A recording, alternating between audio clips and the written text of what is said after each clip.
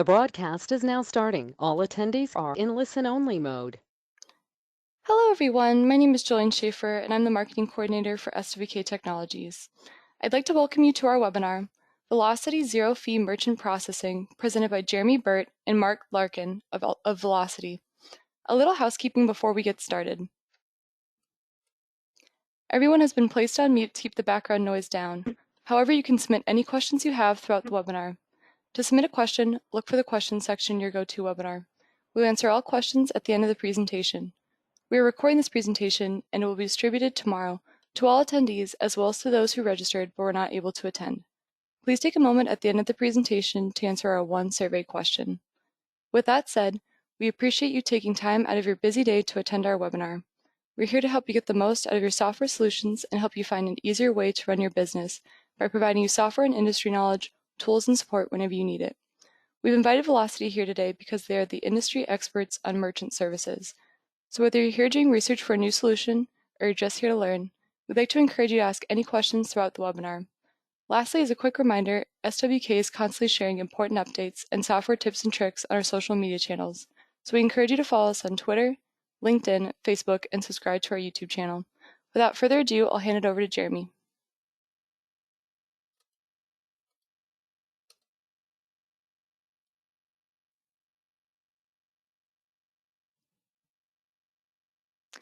Jeremy, I think you're muted.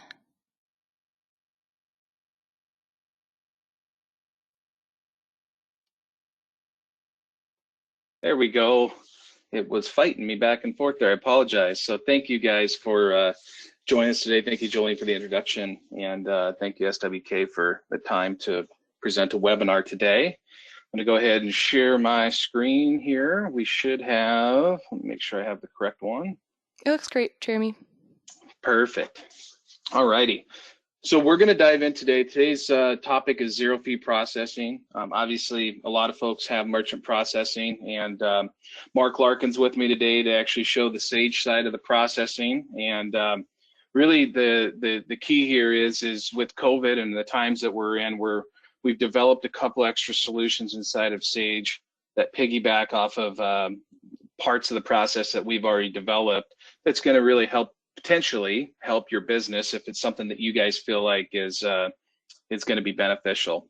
So this webinar is not meant to be an all-inclusive deep dive into every particular situation. Surcharging in the merchant service field is tricky. There's some dependencies based on states and locales that we want to get into. So just understand that we're trying to give a broad presentation, and if you have questions about your merchant, we'll really dive into that one-on-one. So getting started here, we're going to tell you a little bit about, obviously, zero fees is what it says it is. The whole process is to take the large fees that you're typically having at the end of the month and shift those to the customer. A lot of folks are presenting multiple payment types, and people do understand that when you're talking about rewards cards and points and miles, that a lot of times you as the merchant aren't necessarily wanting to fund their vacations, but yet you still want that benefit of being able to be paid with a guaranteed source of payment, which credit cards are. We know when we run that transaction that you're going to get funded for that. And so there's a give and take there, and we're just going to basically go through some of this and see if it's a good time for you guys to maybe reach out to us to see if this is going to work for your merchant, if you're a reseller, or in the case of an end user, if this is going to work for your business. So let's just kind of dive in and talk about where we can actually surcharge. So there are some states currently, as you can see on the list. If you're in these states, you're not going to want to do this program. There are some ways that we can talk about reverse cash discounting. It's going to require a little bit more work on the card not present side of things. Traditionally, most of what you read out there about the surcharge and cash discounting programs, especially the negative side of it, is really geared towards retail merchants. Now, we do have a retail counter sales element to what we've built in, and we'll lightly touch on that. But it's most of the folks that are running an ERP system are typically dealing with AR card not present, and so the messaging is a little more I would say simpler, and in a lot of ways, because you're just putting it on your document, your invoice, your sales order, and really wherever you meet your customer. So you're going to have something on your website, and then maybe we put a message on the statements that go out to the customer saying we accept all major credit cards, but it's going to have a surcharge. So sort of diving in on those rules a little deeper. Obviously, we handle the first couple lines of this. So we notify the associations when we decide that surcharge is the right fit for you and you sign up with us. The amount that you can surcharge is capped at 4% currently. And so the other little portion of that this reads is that you can't run your own program.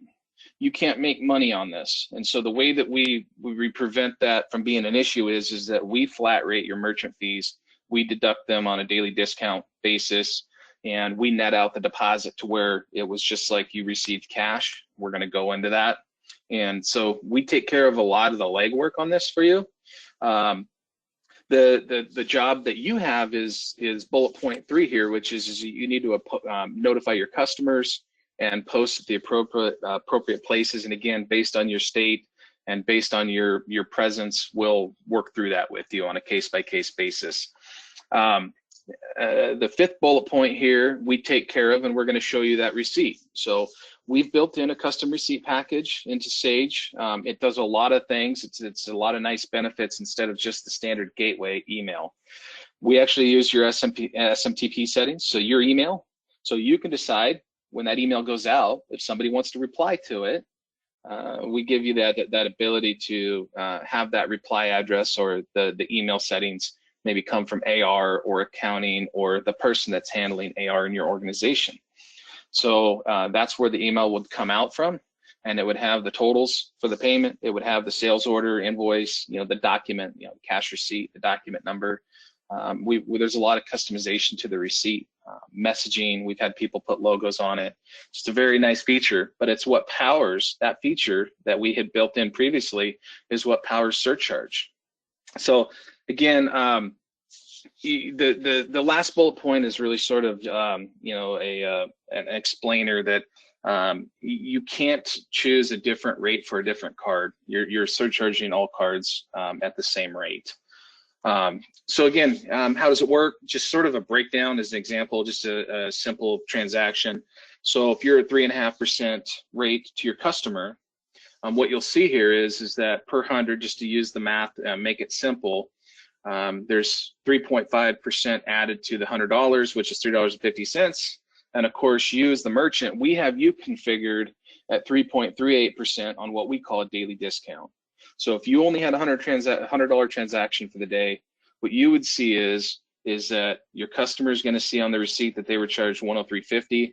We multiply that total, because that's the total that we processed, times your rate that we sign you up at, 3.38%. That fee is deducted in that batch for that day. And so you'll see a net deposit of $100, just like it was cash. Now, we do some other things behind the scenes in Sage to track that, and just in general terms, just because this webinar is recorded and put out there, and we don't necessarily want to dive into the secret sauce of it. On a one-on-one basis, we'll give you kind of a deep dive. Again, if you're a reseller or you want to see the entire workflow and where we're tracking everything and how we do all that, again, reach out to us and we'll go over that with Mark, and he'll show you exactly in Sage how all this stuff works. So you still receive a monthly statement showing all the processing and deposits, and we'll show that and what that breakdown looks like as well. Now, interesting. Some people are saying, hey, I like the concept of flat rate. I like to know what I pay. I want a simple merchant statement, but I don't want to charge. I don't want to charge my customer a fee. That's fine. We can do the traditional processing. We can do the interchange pass through. There's a lot of reasons why folks want one or the other. If you go out there and try to Google any one of these terms, you're going to get a whole litany of different opinions on why one is better than the other.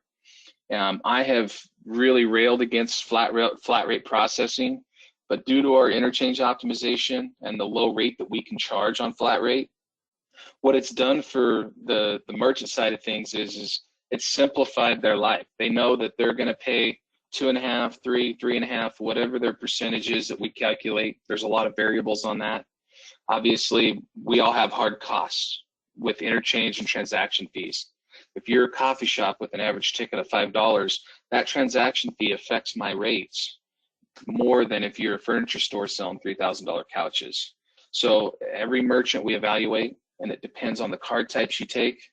So based on the information that we gather from an existing merchant statement, we're going to be able to use our technology to get you the lowest interchange pass-through, the lowest flat rate, or the lowest surcharge rate, regardless.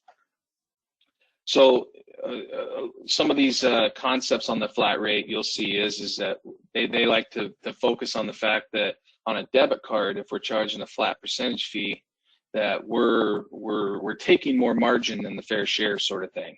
But at the end of the day, there's a lot of variables that drive that flat rate. As you kind of see from the image here, there may be cards that actually cost us more than that, depending on the card type, the downgrades, again, international cross-border fees, all sorts of things. So we have to do a risk assessment based on monthly statements. And if it's very clear and it's a very common business, it doesn't have a lot of international, we may not ask for much more. But if it's something that, we're unsure of and we're really trying to tighten up that quote, we may ask for a little bit more history and dive into that a little deeper. But to the merchant, as far as the flat rate terminology, these are some on the left, some of the reasons why they like that. I've seen a lot of folks that have a very competitive interchange pass-through rate, but when we dive into it, because they're a low volume merchant and they're being charged $125 a month for non-compliance fees or $95 a month for a gateway fee, something that has crept into their statement over the years that they haven't paid attention to, and now they're paying 3, 4, 5, 6%. And the reason is those unethical fees and things that creep in. If you have a flat rate, we eat all those fees on our end. There's nothing that we're passing on to you.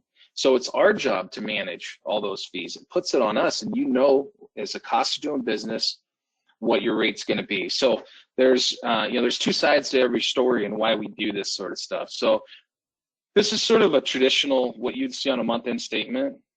And this is the First Data or Fiserv example. This is the type of statements that we use, but you'll see here the fees charged. So typically you get a batch. Sage says that you did $2,000 that day. You'll get a deposit the next day for $2,000. At the end of the month, you get the fees charged. Most people are familiar with that, and that's perfectly fine. The difference for how it works when you get your month-end statement with this cash discount or what we're calling a surcharge, you're going to see a fees charged section, and the breakdown is every batch settlement will have a fee deducted from it. So if we pop back here, it's similar in the fact, but you don't realize a big deduction out of your bank account at the end of the month. You're doing it on the daily, and so that's another benefit that people like, is no big month-end charge to be surprised about. So obviously zero fees means exactly that. I do want to reiterate on this screen that we don't charge it for our solution, for Sage, for Acumatica. We don't charge for any long-term contracts. There's no early termination fees. We're here as a value add to SWK and their clients and any of their PSP partners. So next day funding, just kind of as a highlight, 6:30 p.m. Pacific, 9:30 p.m. Eastern, and that's all card types and ACH. And we will show you how we handle ACH at Sage too. It's a little different than the traditional processing model. So just before we jump into the demo with Mark, and he's going to show you probably stuff that you already are familiar with. It's not really terribly different, but just a little bit about VelocIT here. So we're a registered ISO with Wells Fargo Bank on the Fiserv platform. We're privately owned. We're vertically integrated. We have a lot of folks that from Sage and other resellers, SWK and other resellers that bring us solutions as your company has evolved through, maybe you weren't a B2C and you weren't doing counter sales, and now you are, and you're trying to make Sage work for that solution. Again, we've developed EMV, chip card, counter sales functionality that works in Citrix environments, remote desktop. We don't have any issues with any of that stuff. So it's really nice to have a one-stop shop in terms of the processing, the support, the install. If you have any questions about other work that you want to do, and you have just a few of the products here that we support in the ERP community. Just so you guys kind of get a little taste about who we are. That's me on the top there. That's one of our network operations centers on the bottom. And very smart guy that's manning the helm there, Sean. And so we have over 150 ERP deployments of our own. And we support a lot of enhancements because we do the Sage Extended Solutions, and we have custom enhancements, so that whole catalog is supported. There's a lot of SaaS customers that are using different various solutions in and around payments and e-commerce integrations. We have over 50 years of experience, and we do a lot of development and a lot of customization. So rest assured, no matter what industry, whether you're in retail, fuel, moto, distribution, warehouse management, we have experience in all these areas, and we work very closely with consultants. So we've been doing this for a little while. In 2016, we did a merger and acquisition with a larger firm. It didn't quite give us the leverage that we thought it would, and so we spun off and brought the team back together in 2018 and built out VelocIT Connect on the same fundamental core that we used in Vault, which has been around for quite some time. So we introduced Click to Pay in a lot of our products. We're still working on that for Sage. As Sage has rolled out some new stuff for 2020, we are sort of redeveloping that product. So there'll be more to come on Click to Pay here after the beginning of the year. I think it's important for us to at least throw up a slide on values and understand how we operate. The transparent pricing and no early termination fees is something that's really important, because the teeth of any contract is the fee structure. And so we like to make sure that that is something that you guys aren't scared of making a decision. There's a process involved for everybody in the ERP scenario, because a lot of times tokens and stored card data is in question as far as how much of that do we have and how much of it do we have to recapture. So it's not a small decision. We're not a high pressure sales firm. I know that there's a lot of merchant service stuff historically that has made people a little bit concerned about dealing with one company or the other. And the other part of this is that, while we try to always have the best mousetrap and try to make sure that we're giving you all the tools you need, inevitably somebody's going to have something out there that's going to suit your business better. So we can't, while we can try to offer you an apples to apples solution, we can't hold you to anything that, in our opinion, if we don't have the best product, we want you to have the freedom to make a good choice. So I think we've touched on pretty much everything else in here about the in-house support, vertically integrated. So I'm going to jump, let's see if we still have Mark available here. We're going to have Mark just show you what this looks like inside of Sage 100. Just run a quick transaction, and then I'll dive into our products tab here and show you. I've captured a receipt and a couple other things to show you. So Mark, do we still have you here? Yep, I am here, and here is my monitor. Can you guys see that? Yep. Awesome. Okay, so as far as processing a card goes with our software, it's pretty simple, and I'm just going to show you a transaction through sales order entry. So we're going to create ourselves a new sales order. I'm just going to use a miscellaneous item code, and I can show you the surcharging. So we'll be doing a transaction for $100, and over on my other screen, you can see here that I've got quite a few payment methods here, but I'm going to select my surcharge enabled one. And here we're just going to enter our deposit amount. And now just pay attention here. It says $100, but on this payment type, I believe it's a 3% charge that I have on this. So we should see 3% added to that after I've finished this transaction. So here's our data entry screen. Now you can see right here that I've already saved the card, so I don't have to put in the card number. If you aren't using the saved card, you'll have to put in a card number, and then you can save it to your customer profile. So let me just put in my info here. And we'll submit that. It's got this little processing window here. There we go. Okay, so it looks like I did a 2.1% on here. But anywho, you can see that it went from $100 to $102.10. And we can see the transaction IDs, authorization numbers that will correspond with your gateway as well, so you can cross-reference between the gateway and here very easily. Jeremy, was there anything else that I needed to touch on there? Well, I think that covers it. So if you want to throw it back to me, we will. And again, at any point in time, if you guys want a full demo and we want to have a deep dive, his transaction was actually set up to. Just want to make sure we are on the correct screen, Jolene. Yep. Perfect. So his transaction amount, I believe, when we were in testing, was set up at 2% plus 10 cents.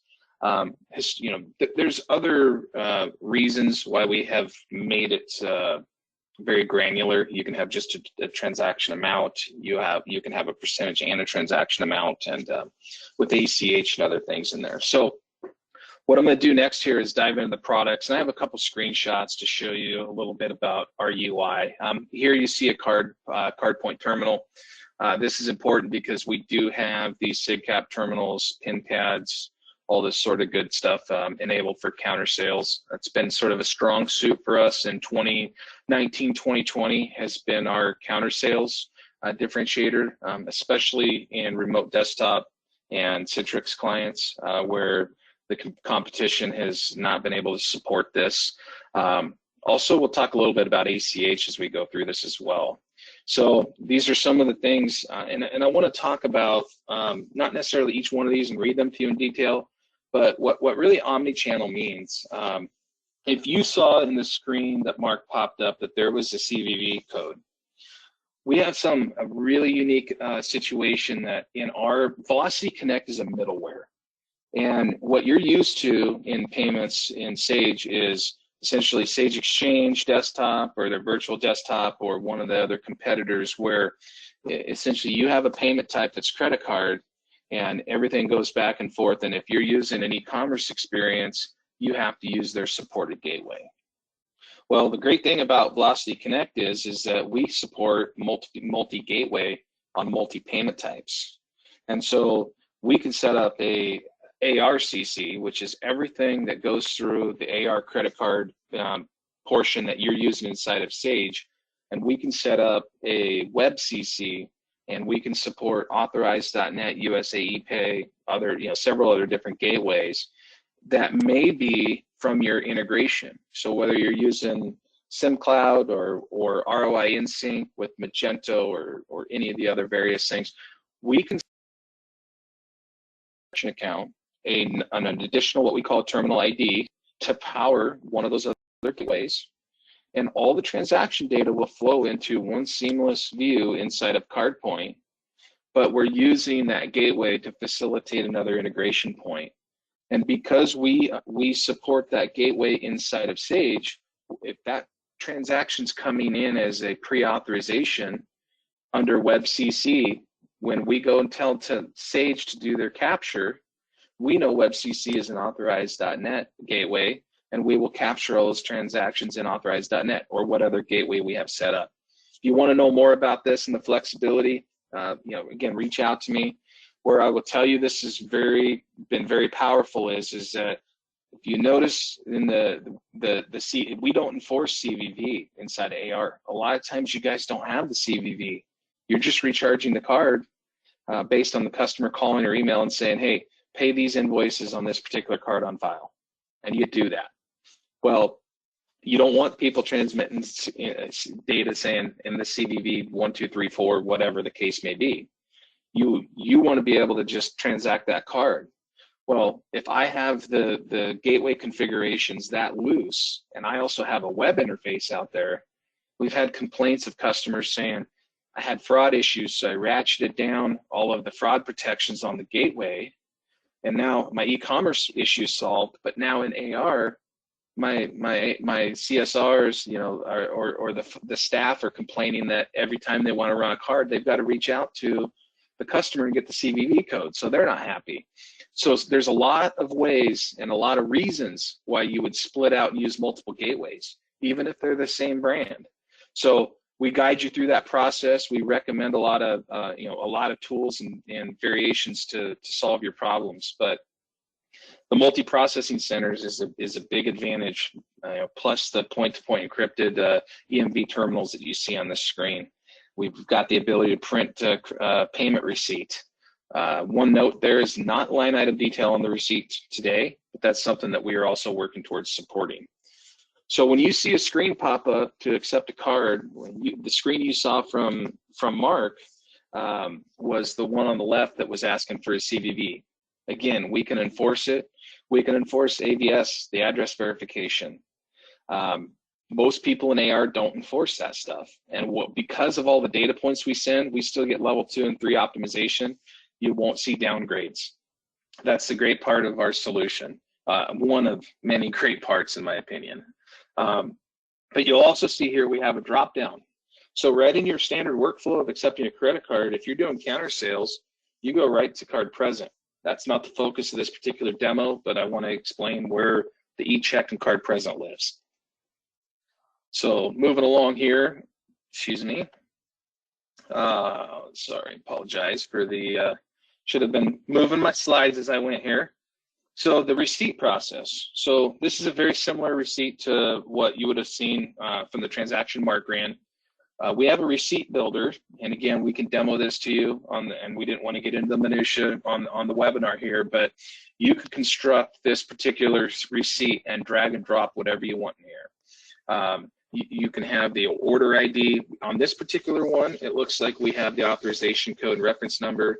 Typically, we would also have the invoice sales order number on there. This receipt looks like it was customized and maybe that part was left off. But that's another advantage about our receipt customization is people know what document that they paid. It will say INV-123 for whatever the sequence is in your business, or if it's a sales order or a cash receipt. Again, this is the surcharge. We've talked about the requirements. If you're not using surcharge, we wouldn't have the surcharge on this particular receipt. We have default templates pre-set up for you in our receipt builder, which is fantastic. The other nice little touch that I didn't ask Mark to dive into, but I want to show you, is in our menu, we've built a settlement report. The data that you see on the settlement report, in our case, you see some nominal transactions that Mark ran for testing. But this is a very valuable report because we are the authoritative balance that is depositing into your bank account. We query from the gateway. We query a funding node that tells us all of the settlement and all of the funding detail. So since we're sending in a transaction and we know that the TRAN ID in the first column, we also know the approval code, we know what card type it is, and we know what document because we're sending that order number in, which is to you as your document type and number. This is a very nice reconciliation report that helps you do your bank rec very fast.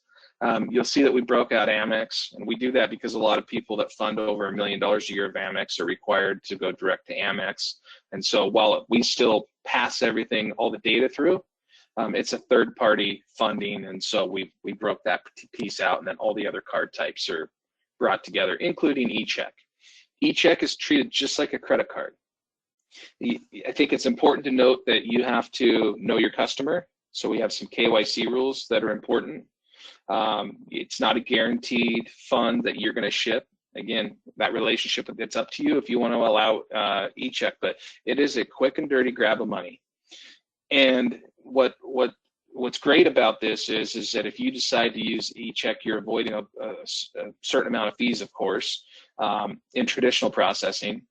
You don't have to surcharge it. In this particular demonstration where we're talking about surcharge, we would not have that turned on for that payment type.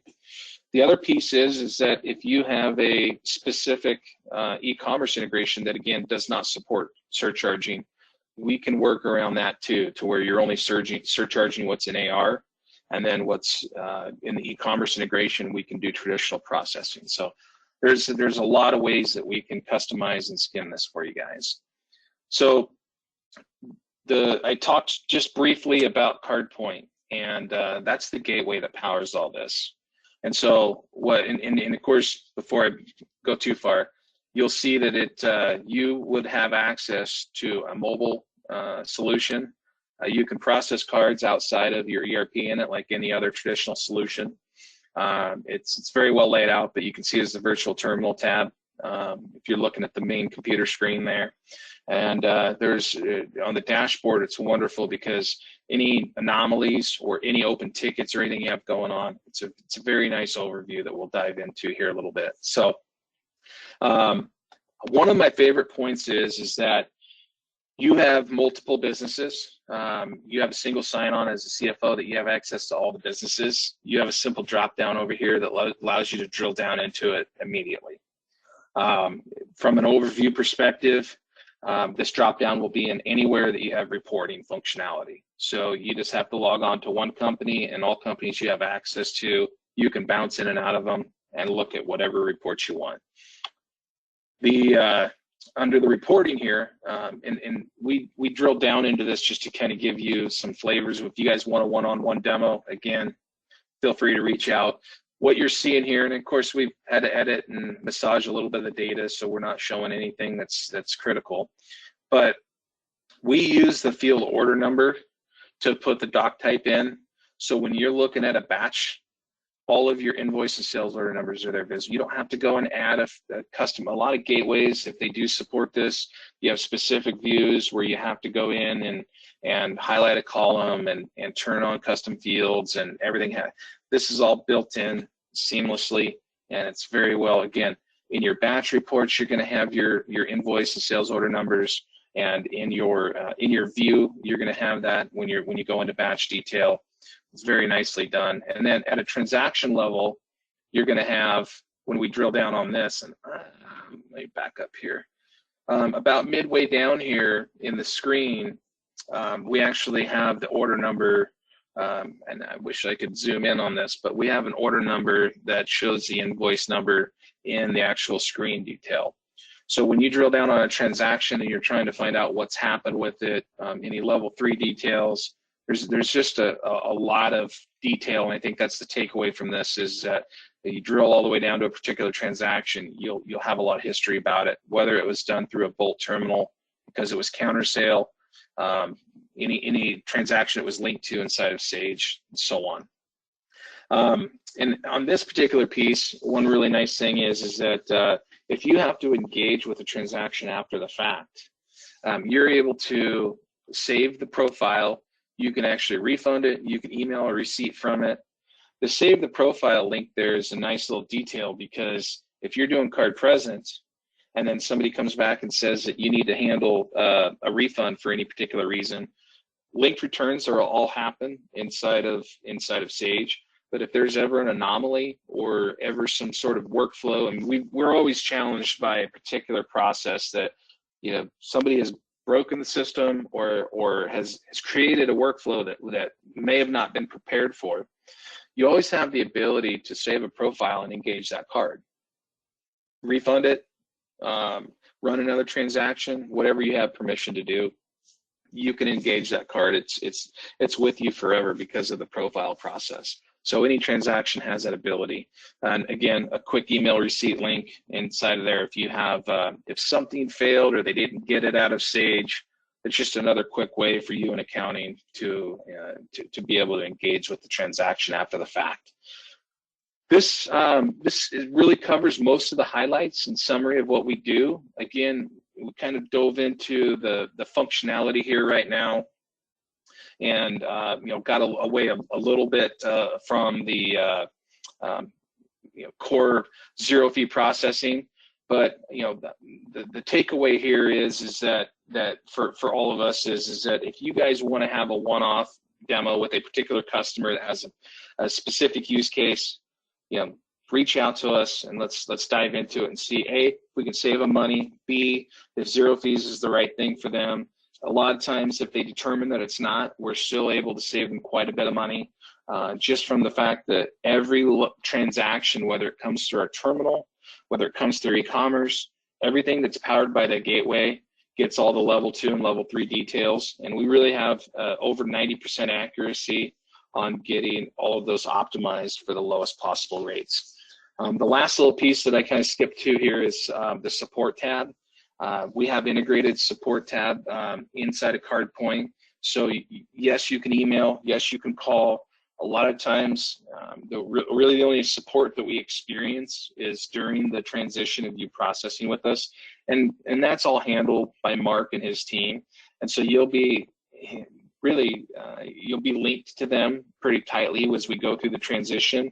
But once we kind of set you on your way, if you do have an anomaly around a merchant statement, a fee, or anything you don't recognize, or you're having an issue with the integration and you don't have time to call us, and this is really nice that there is an integrated support that we monitor. So you can go right into CardPoint and launch a ticket, and we'll come in and take care of it. So sort of the vertically integrated message hopefully resonates with you guys, that whether it's about the gateway or the processing or about the solution, it's just one ticket, it's one call, one email, and you're handled. So I sort of want to leave you with that part of it, and just encourage you guys to reach out to us if you have any questions or comments, concerns. Again, this whole demo here focused on zero fee processing, but as you can see that there's multiple options there if zero fee doesn't ultimately become a fit.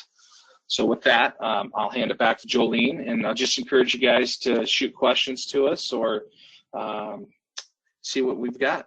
So appreciate it, Jolene. Thanks, Jeremy. Give me 1 minute as I take back the screen and open it up for questions and close the webinar.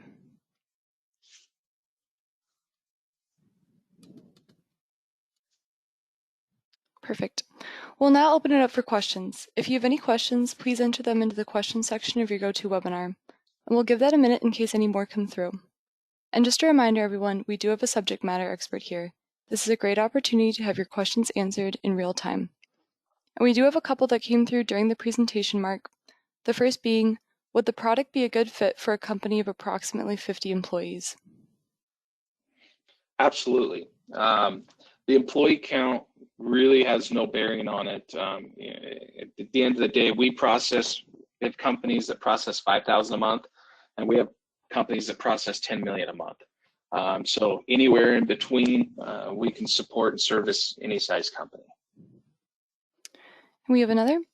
What does implementation look like? That's a great question. That's really specific to how you process today. So somebody who hasn't processed in Sage, it's a little more on the training side because you're not using the standard processes that Sage offers. If you already process inside of Sage with another competitor, the process is really scheduling with us. And I'm skipping over the application process, which is actually really simple. The application is all electronic, and we really only need about 5 to 7 data points, and then it all goes out to the signer. And it's usually a same-day process unless you're doing over $1 million a month. Then we have underwriting review. But as far as the implementation, once you're aborted, we reach out to you. Mark gets all the credentials, and he reaches out to you and schedules a time where we evaluate how you're processing a little further today. And we install our product. We run a spin program. We update all of the tokens. And currently what that means is that any cards that you have on file go away. This is, I want to be very clear about this because I don't want this to be a surprise and a sales-driven demonstration. This is a service. We really are focused on service and support in what we do. That is probably the biggest pain point in switching processors for anybody, is that their stored card data has to be cleared out because we don't have the encryption and the tokenization methods that they use. It's proprietary to each process, each processor. So once everything has been updated, we go into a test phase where we run a couple transactions, and then Mark will go over the processing within our system, and then we train on the gateway to show you the settlement and the reporting side of it, and then you're typically off and running because we don't change a lot of the stock functionality inside of Sage. Those processes all exist. What I would tell you is that with our middleware, the ability to do surcharge is not something that Sage does. That's handled in VelocIT Connect. The custom receipting, the EMV terminal, and the eCheck, those are all in the multi-gateway. Those are all things that are supported by VelocIT Connect. The core ProvideX code in Sage 100 is just looking for a transaction, and it hands it off to us. And what we do with it and what we return is really our IP and the customization of VelocIT Connect. But to answer your question really directly is that the windows that pop up are going to have VelocIT on them, but it's going to be all the same workflows. It's the magic behind the scenes that extends the features. So the implementation is really generally very simple if you've already processed inside of Sage. If you want to know more, we also do sandbox and VMs where we can actually spin up a copy of your environment and let you guys play. So rest assured that we can make sure everything behaves well. Perfect, and that looks like all the questions we have for today. So thank you so much, Jeremy and Mark, for your informative presentation and for taking the time to be here today. And thank you everyone for attending our webinar. Have a wonderful rest of your day.